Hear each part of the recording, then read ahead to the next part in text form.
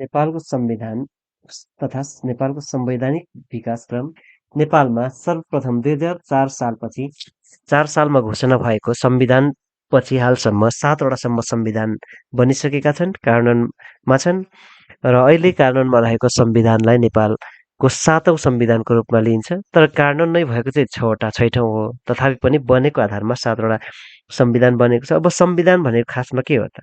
संविधान राष्ट्रको मूल कानुन हो। संविधानले राज्य सञ्चालनको मार्गचित्र निर्धारण गर्छ। यसले शासन पद्धतिको निर्धारण गर्छ, नागरिकका आधारभूत हक अधिकारको प्रत्याभूत गर्छ, साथै राज्य र नागरिक बीचको सम्बन्धको परिभाषित गर्दछ। संविधान एउटा कानुनी र राजनीतिक दस्तावेज पनि हो। त्यसो हुनाले संविधान भनेको कुनै पनि राज्य सञ्चालनको लागि चाहिने सबैभन्दा ठुलो कानुन, मूल कानुन, मुख्य कानुनको रूपमा संविधानलाई लिने गरिन्छ। अब संवैधानिक क्रममा सबैभन्दा पहिले बनेको नेपालमा बनेको संविधानको बारेमा हेरौँ। कुन संविधान बनेको रहेछ सुरुमा? सबैभन्दा पहिलो संविधानको रूपमा नेपालमा नेपाल सरकारको वैधानिक कानुन 2004 बनेको थियो। यो संवैधानिक विकासक्रमको पहिलो बिन्दु, प्रारम्भ बिन्दु हो, जो 2004 साल माघ 13 गते घोषणा भएको थियो। कहिले? 2004 साल माघ 13 गते घोषणा भएको थियो। त्यस्तै 2005 साल वैशाख 5 गतेदेखि लागू हुने भनिएको थियो। 2004 साल 13 गते माघ 13 गते घोषणा भएर 2005 साल वैशाख 5 गतेदेखि लागू हुने घोषणा गरिएको थियो। तथापि पनि यो कार्यान्वयन नभई नै यसको अन्त्य भएको थियो। अब नेपाल सरकारको वैधानिक कानुन 2004 को विशेषताहरू के थिए होला? सार्वभौम सत्ता र राजकीय सत्ता श्रेणी 3 मा निहित, किनकि यो श्रेणी 3 त्यतिखेर तत्कालीन प्रधानमन्त्री राणा प्रधानमन्त्री श्रेणी 3 ले घोषणा गरेका थिए। त्यसो हुनाले यसमा सार्वभौम सत्ता र राजकीय सत्ता श्रेणी 3 मा निहित गरिएको थियो। तत्कालीन अवस्थामा राणा शासन विरुद्धमा उठेका आवाजहरूलाई मत्थर पार्ने उद्देश्यले मात्रै यो घोषणा गरिएको थियो। यसलाई चाहिँ राज्यले जनताको अधिकार जनतालाई दिने उद्देश्यले घोषणा गरिएको थिएन। त्यसो हुनाले पनि यो कार्यान्वयनमा हुन सकेन। अर्को सीमित मौलिक हकहरू कम थिए। नागरिक कर्तव्यहरू निर्धारण गरिएका थिए। त्यस्तै नेपालको शासन अधिकार श्रेणी 3 मा रहने र शासन सञ्चालनमा मद्दत र सरसल्लाह दिन विधायिका संसदबाट मन्त्रीमण्डल गठन हुने व्यवस्था पनि रहेको थियो। त्यस्तै अर्को थियो श्रेणी 3 राष्ट्रसभा र भारदारी सभाबाट व्यवस्थापिका सभा भन्ने व्यवस्था थियो। राष्ट्रसभा थियो, भारदारी सभा थियो, त्यस्तै श्रेणी 3 पनि थियो। न्याय सम्बन्धी अधिकार श्रेणी 3 मा नै हुने। अब राजकीय सत्ता, सार्वभौम सत्ता पनि श्रेणी 3 मा, न्याय सम्बन्धी अधिकार पनि श्रेणी 3 मा। दुईवटा संवैधानिक निकाय, प्रधान जाँचकी र दरखास्त परिषद। अब दरखास्त परिषद यसो हेर्दाखेरि लोकसेवा आयोग होला, होइन? सङ्कटकालीन अधिकार श्रेणी 3 मा निहित रहेको थियो। त्यसैले श्रेणी 3 को अधिकारहरू थुप्रो अधिकार रहेको थियो। तथापि पनि यो कार्यान्वयन भएन। यो राणा प्रधानमन्त्रीले आफ्नो अनुकूलमा बनाएका थिए। तथापि पनि यो पहिलो संविधान भएकोले नेपालको संवैधानिक विकासक्रमको पहिलो स्टेप मानिन्छ र योलाई पनि महत्त्वपूर्ण रूपमा लिनुपर्छ। कम्तीमा संविधान त बनेको थियो, जसबाट संविधान पनि बनाउन सम्भव छ नेपालमा। नेपालको शासन सत्ता यसरी जनताको हातमा आउँछ भन्ने सुरुवात पनि यसैबाट भएको मानिन्छ। त्यसो हुनाले यसलाई महत्त्वपूर्ण रूपमा लिनुपर्छ, तथापि कार्यान्वयन भएन। नेपालको अन्तरिम शासन विधान 2007 प्रजातन्त्रको प्राप्तिपछि राजा त्रिभुवनबाट घोषणा भएको यो अन्तरिम कालको लागि भनेको अर्को संविधान सभाबाट संविधान नबनेसम्मको लागि मात्रै घोषणा गरिएको थियो। फागुन 7 गते 2007 साल फागुन 7 गते प्रजातन्त्र घोषणा भयो। त्यस पछाडि संविधान राजा त्रिभुवनबाट 2007 साल चैत्र 29 गतेबाट लागू हुने गरी घोषणा भयो। यसलाई अन्तरिम शासन विधान भनियो र यसलाई अन्तरिम शासन विधान अथवा अर्को संविधान नबनेसम्म, संविधान सभाको परिकल्पना त्यतिखेरै गरिएको थियो र संविधान सभाबाट संविधान नबनेसम्मको लागि भनेर अन्तरिम संविधान थियो र यसमा 7 पटकसम्म संशोधन भएको थियो। यसरी संशोधन गर्दै गर्दै धेरै लामो टिक्यो र यो नेपालको कार्यान्वयन भएको पहिलो संविधान पनि हो। र यसमा विशेष व्यवस्थाहरू के थिए त नेपालको संवैधान इतिहासमा पहिलोपटक राजाबाट जारी भएको, त्यसपछि राणा प्रधानमन्त्रीमा रहेको सार्वभौम सत्ता राजामा हस्तान्तरण भएको भनेपछि त अब जनतामा फेरि पनि सार्वभौम सत्ता आएन, राणामा भएको राजामा आयो। कार्यकारी अधिकार श्री 5 र मन्त्रीमण्डलमा रहने व्यवस्था, मन्त्रीमण्डलमा पनि कार्यकारी अधिकार केही न केही ल्याइएको थियो। त्यस्तै श्री 5बाट मनोनित सल्लाहकार सभाले संसदको रूपमा कार्य गर्ने, राज्यका नीति निर्देशक सिद्धान्तमा मौलिक हकको व्यवस्था, मौलिक हकको पनि व्यवस्था गरेको थियो। प्रधान न्यायालयको व्यवस्था गरिएको थियो सर्वोच्च अदालतको रूपमा। संवैधानिक अङ्गको रूपमा लोकसेवा आयोग, महालेखा परीक्षक र निर्वाचन आयोगको व्यवस्था गरेको थियो। यो तीनवटा पनि महत्त्वपूर्ण हुने भयो। एउटा एउटा लोकसेवा आयोग, अर्को महालेखा परीक्षक र निर्वाचन आयोगको व्यवस्था 2007 सालको अन्तरिम शासन विधानमा नै गरिएको थियो भन्ने भयो। श्री 5बाट 7 पटक संशोधन भयो। यसरी मौलिक चरित्र नै परिमार्जन गरी श्री 5मा सबै अधिकार केन्द्रीकरण हुँदै गयो। विशेष त राजा महेन्द्रको शासनकाल सुरुवातपछि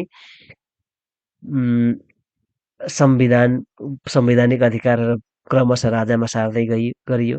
र अर्को फेरि राजा महेन्द्रले एउटा संविधानवादको चरित्र थिएन। अर्को राजा महेन्द्रले विधानसभाको निर्वाचन नगरेर संसदको निर्वाचन गरेको थिए।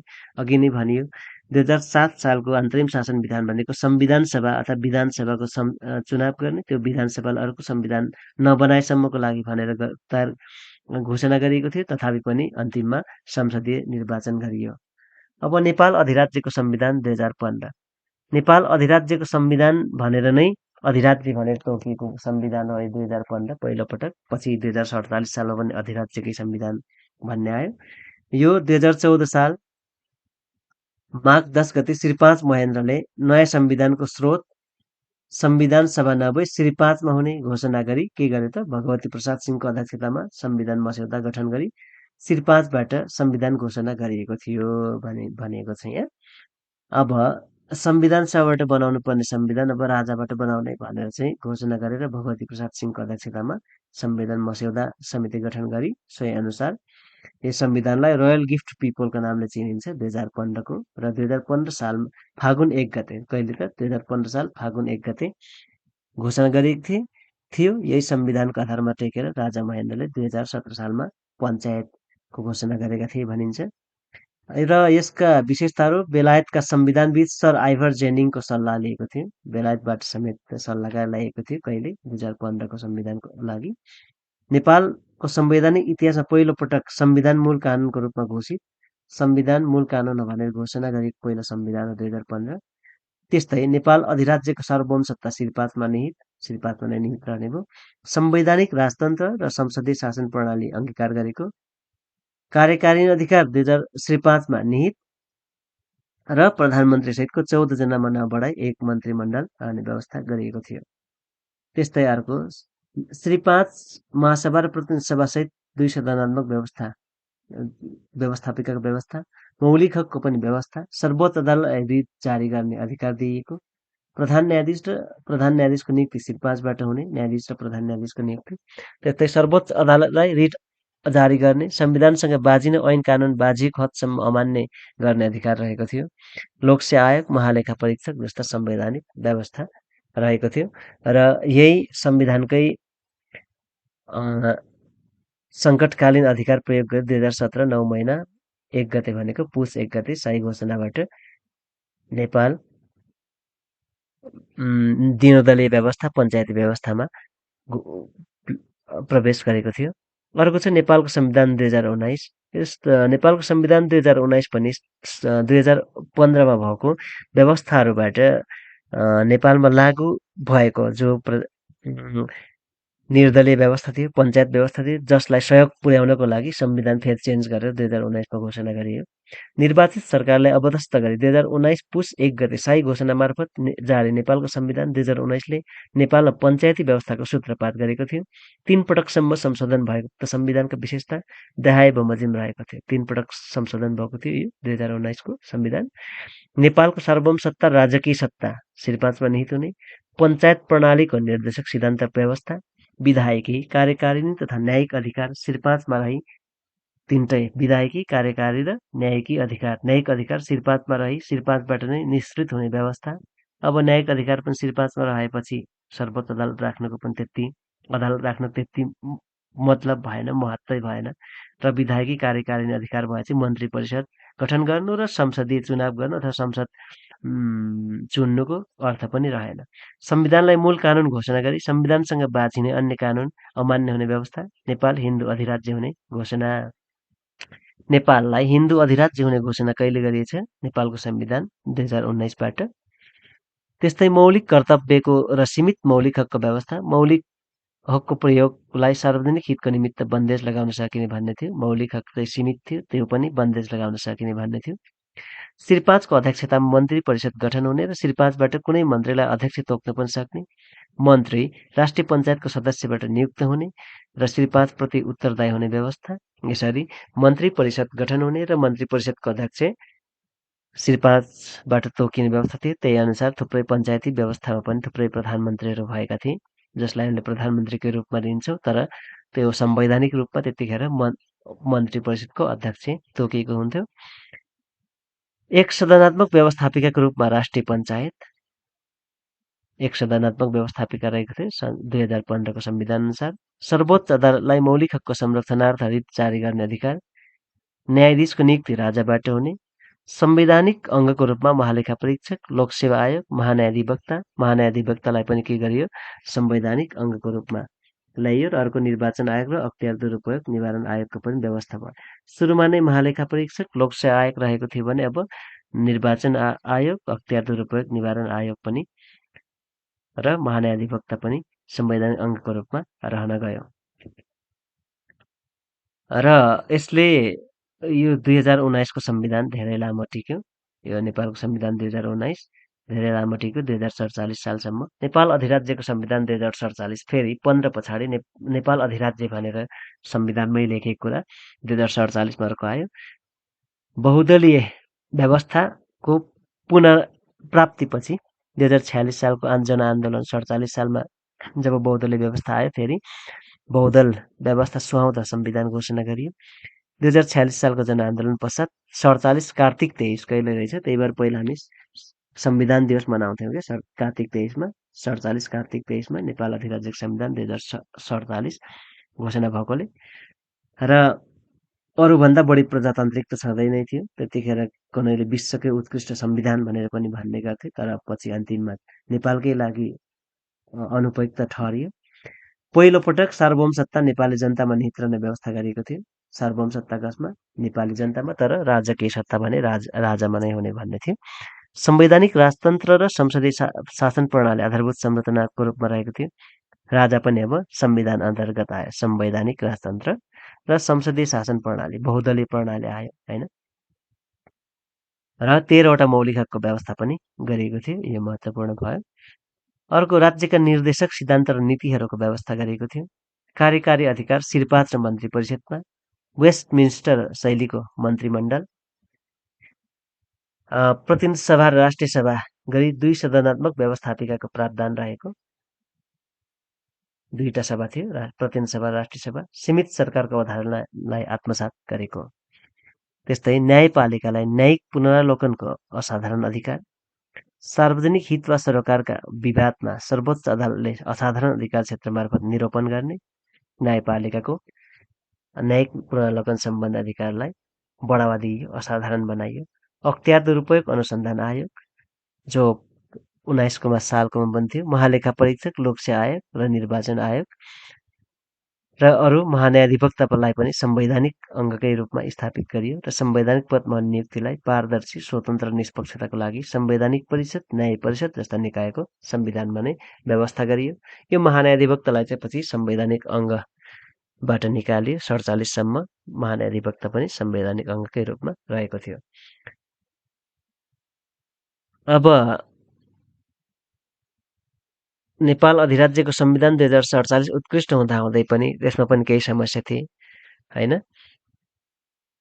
त्यस समस्याहरूको कारणले नै गर्दाखेरि अर्को संविधान बनाउनु परेको, यसका कमजोरीहरू पनि थिए। अब नेपालको अधिराज्यको संविधान 2047 राम्रो हुँदाहुँदै किन असफल भयो होला त? किन विकल्प खोजेर नेपालको अन्तरिम संविधान 2063 ल्याइयो भन्ने कारणहरू चाहिँ संविधानको असंशोधनीय चरित्र, संशोधन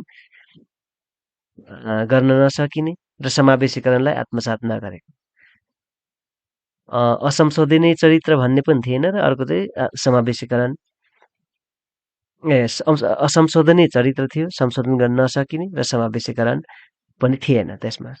अर्को सुधारिएको संसदीय प्रणाली लागू नगरिनु, स्थानीय शासनको प्रत्याभूति नहुनु, केन्द्रीकृत शासन थियो। राजनैतिक दलहरू संस्थागत भइ नसकेको अवस्थाले विभाजन, अस्वस्थ र अनुचित प्रतिस्पर्धा, राजनैतिक दलहरूमा पनि अस्वस्थ प्रतिस्पर्धा, अनुचित प्रतिस्पर्धा देखियो। एकाधिकारवाद र राजनीतिक हडका कारण जनआकांक्षा उपेक्षित भयो। सार्वभौम सत्ता जनतामा निहित रहेको घोषणा संविधानले गरे पनि सार्वभौम सत्ता आफूमा निहित रहेको अनुभूति जनताले पाउन सकेनन्। सत्तासीनहरू संवैधानिक राजाबाट पटक पटक संविधानको उल्लङ्घन, सत्तासीनहरू र संवैधानिक राजाबाट पटक पटक संविधानको उल्लङ्घन। तेस्रो लहरको प्रजातन्त्र, लोकतन्त्रको प्रभाव र विभिन्न मुभमेन्टहरू, trade union movement, right to minorities आदि विभिन्न आन्दोलनको कारणले पनि यो संविधान फेल भयो हैन। संविधानको घोषित लक्ष्य र आदर्शहरूले अपेक्षित परिणाम हासिल गर्न सकेनन्। कमजोर कार्यान्वयनकै कारण यो संविधानप्रति अपनत्व कसैले लिएनन्। संविधानलाई नै समस्याको रूपमा लिइयो, जसको कारण नेपालको अन्तरिम संविधान 2063 यसको लामो पृष्ठभूमि पनि छ। त्यतिखेर तत्कालीन चलेको शस्त्र द्वन्द्व, जनयुद्ध, त्यस्तै 2063 सालको जनआन्दोलन लगायतको र त्यो जनआन्दोलन पश्चात र बीचमा फेरि राजाद्वारा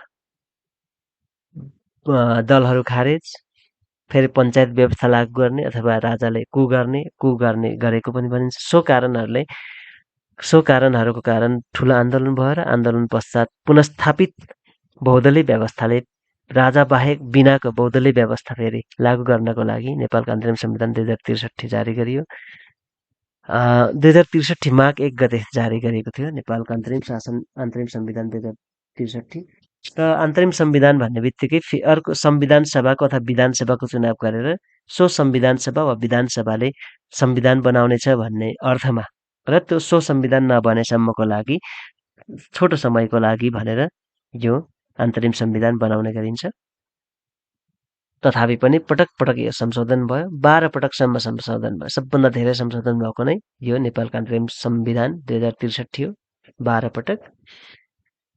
र यसको विशेषताहरू चाहिँ द्वन्द्व रूपान्तरणको लागि आएको सहमतिको दस्तावेजको रूपमा आयो। नेपाली जनताको लागि आफै संविधान बनाउन पाउने अधिकारको प्राप्तिको लागि संविधान सभाको निर्वाचन गर्ने र राज्यको अग्रगामी पुनर्संरचना गर्ने उल्लेख थियो। नेपाललाई हिन्दू अधिराज्यको सट्टा धर्मनिरपेक्ष राज्य घोषणा गरेको थियो। 21वटा मौलिक हक र राज्यका नीति निर्देशक सिद्धान्तको व्यवस्था गरेको थियो। राजतन्त्रको अन्त्य र गणतन्त्रको स्थापना गरेको थियो। सुरुमा 47 सालमा 13वटा मौलिक हक थियो भने अब आएर 21वटा मौलिक हक भयो। राजतन्त्रको अन्त्य र गणतन्त्रको स्थापना गरियो। राजनैतिक सहमतिको आधारमा प्रधानमन्त्री र निजको अध्यक्षतामा देशको कार्यकारिणी अधिकार प्रयोग गर्ने मन्त्री परिषद गठन हुने व्यवस्था गरियो। एक सदनात्मक व्यवस्थापिका गरियो। अहिले जस्तो राष्ट्रिय सभा र प्रतिनिधि सभा भन्ने थिएन। राष्ट्रपति राष्ट्र प्रमुख हुने, अब राजा हटाएपछि राष्ट्र प्रमुख राष्ट्रपतिलाई बनाइयो। अघिल्लो संविधानमा भएको संवैधानिक अङ्गहरूलाई यथावत राखी राष्ट्रिय मानव अधिकार आयोग र महान्यायाधिवक्तालाई संवैधानिक अङ्गमा थप गरिएको। राष्ट्रिय मानव अधिकार आयोगलाई पनि थपियो र महान्यायाधिवक्तालाई संवैधानिक अङ्गको रूपमा नै स्थापना गरियो। नेपाली सेनालाई मन्त्री परिषद र संसदको मातहत राखिएको। सुरुमा नेपाली सेना राजाको मातहतमा रहेको थियो। राष्ट्रिय महत्त्वको विषयमा संविधान सभाले जनमत संग्रहबाट निर्णय लिन सक्ने व्यवस्था गरिएको थियो। अब राष्ट्रिय महत्त्वको विषयमा के त जनमत संग्रह गरेर पनि निर्णय लिन सकिन्छ भन्ने व्यवस्था भयो। संवैधानिक परिषदको सिफारिसमा नियुक्ति हुने संवैधानिक पद तथा सर्वोच्च अदालतका न्यायाधीश र राजदूतको पदमा नियुक्ति पूर्व संसदीय सुनवाई हुने व्यवस्था गरियो। यो संविधानवादको विशेषताले युक्त भए पनि वैधताको दृष्टिले कमजोर रहेको थियो। यो अब अन्तरिम संविधान हो। यो फुल संविधान नभएकोले यो वैधताको दृष्टिले कमजोर थियो भनिन्छ। र नेपालको संविधान अब 2072 सालमा घोषणा भएको संविधानलाई हामी नेपालको संविधान मात्रै भन्छौँ, जो संविधान सभाबाट निर्माण भई 2072 साल असोज 3 गते राष्ट्रपतिबाट घोषणा भएको थियो। र यसमा 35 भाग, 308 धारा, 9 अनुसूचीहरू रहेका छन्। यो नेपालको संविधान पनि 2 पटक 2072 11-16 र 2077 3-4 गरी 2 पटक संशोधन भइसकेका छन्। यसका विशेषताहरूलाई यसरी प्रस्तुत गर्न सकिन्छ। कानुनी र राजनीतिक संविधानवादको आधारभूत मूल्य मान्यता आत्मसात गरेको, सार्वभौम सत्ता राजकीय सत्ता जनतामा निहित रहेको, अब दुईटै अधिकार जनतामा आयो।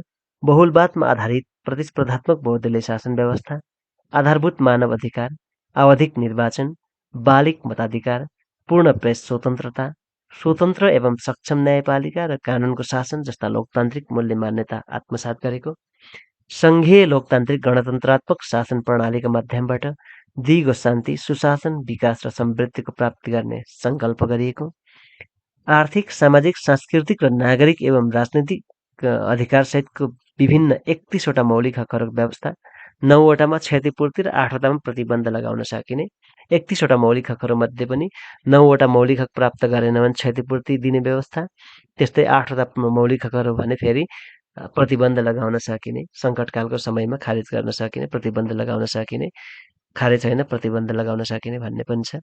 नागरिक कर्तव्यको निर्धारण गरेको 4वटा कर्तव्यहरू छन् नागरिकको, धारा 48मा रहेको छ।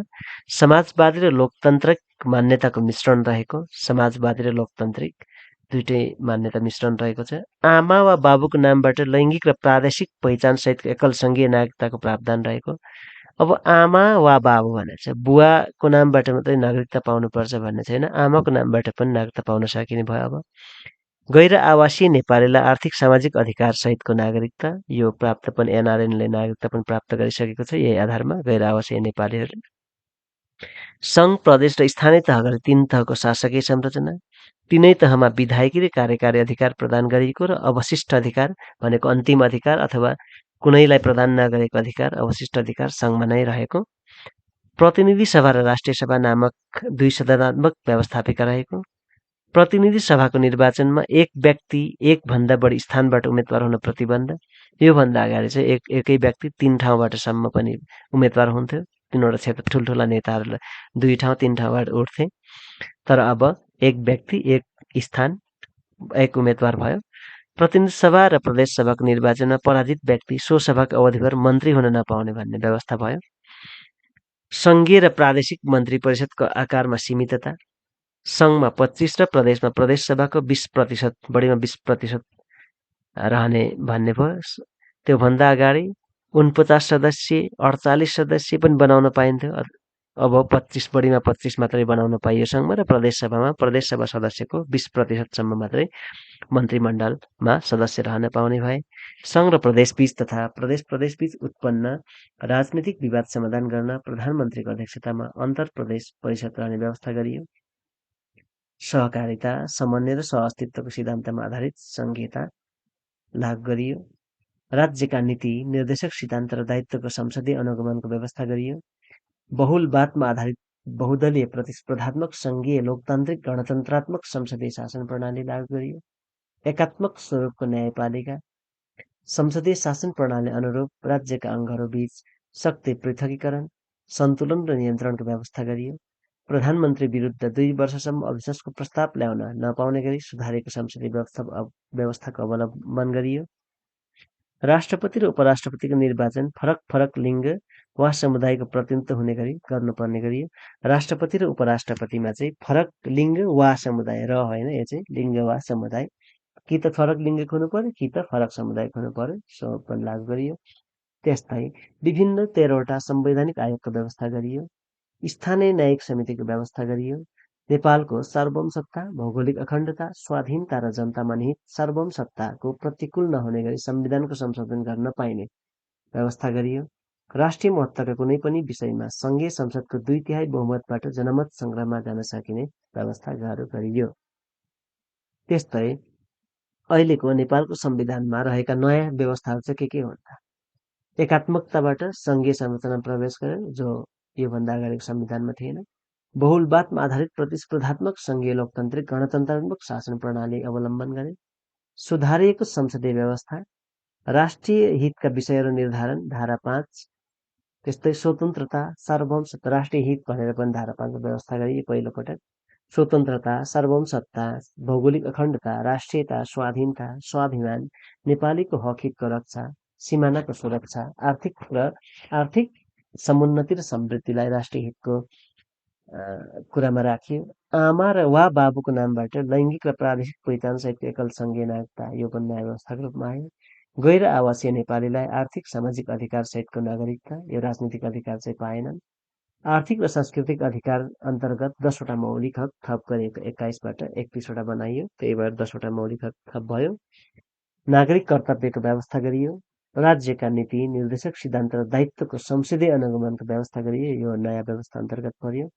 राज्यका निर्देशक सिद्धान्त, नीति र दायित्व कार्यान्वयनमा का सम्बन्धमा गरेका काम र प्राप्त उपलब्धि सहितको वार्षिक प्रतिवेदन सरकारले राष्ट्रपति समक्ष पेश गर्ने प्रावधान रहेको छ। सङ्घीय प्रादेशिक मन्त्री परिषदको आकारमा सीमितता, सङ्घमा 25 र प्रदेश सभाको 20% सम्म बनाउन पाइने नियम भयो। तीनै तहमा कार्यकारी र विधायकी अधिकार, स्थानीय न्यायिक समितिको व्यवस्था, 13वटा संवैधानिक अङ्गको व्यवस्था, प्रतिनिधि सभाको निर्वाचनमा एक व्यक्ति एक भन्दा बढी स्थानमा उम्मेद्वार हुन प्रतिबन्ध। त्यस्तै प्रतिनिधि सभा र प्रदेश सभाको निर्वाचनमा पराजित व्यक्ति सो सभाको अवधिभर मन्त्री हुन नपाउने व्यवस्था गरियो। प्रधानमन्त्री नियुक्ति भएको पहिलो 2 वर्षसम्म र एकपटक राखेको अविश्वासको प्रस्ताव असफल भएको 1 वर्षभित्र अर्को अविश्वासको प्रस्ताव राख्न नपाइने भयो। प्रधानमन्त्री विरुद्ध अविश्वासको प्रस्ताव राख्दा सो प्रस्ताव साथ नयाँ प्रधानमन्त्री हुने व्यक्तिको नाम समेत प्रस्ताव गर्न पर्ने र प्रस्ताव सफल भएमा सोही व्यक्ति नै प्रधानमन्त्री हुने व्यवस्था भयो। राष्ट्रिय प्राकृतिक स्रोत तथा वित्त आयोग, राष्ट्रिय समावेशी आयोग, राष्ट्रिय महिला आयोग, आदिवासी जनजाति आयोग, मधेसी आयोग, दलित आयोग, थारू आयोग र मुस्लिम आयोग गरी 8वटा नयाँ आयोगहरूको गठन गरियो। र नेपालको संविधान हाल कार्यान्वयन रहेको छ। यसका पनि केही न केही सीमितता हुन्छन्, सुधारोन्मुख कुराहरू छन्।